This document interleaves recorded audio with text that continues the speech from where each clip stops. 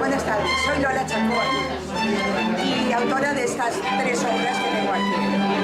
Veréis que, como podrás comprobar, esta similitud con una obra con la otra. He expuesto estas 2 obras como una con el original, trabajado con técnica mixta, óleo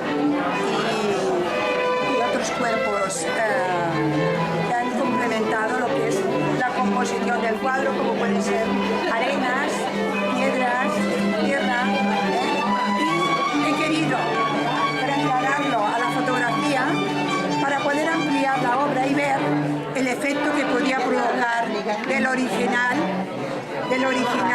a la fotografía.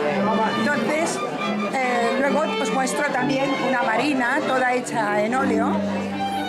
Está muy laboriosa, sobre todo para conseguir el movimiento de las olas del mar.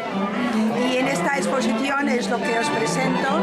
Deseo que sea de vuestro agrado y si en algún momento necesitáis más información del el qué, el por qué y cómo, pues os podéis poner en contacto conmigo a través de duloschacon@hotmail.com o bien al teléfono 659-854089. Que sepáis que mi obra, lo que se recauda de ella va destinada a proyectos de cooperación. Soy cooperante, trabajo con Ruanda y entonces todo lo que saco de la venta de mis obras va destinados al proyecto de salud maternal de las casas maternales de Ruanda. Y muchas gracias por visitar la exposición y me gustaría mucho que disfrutarais de mis obras.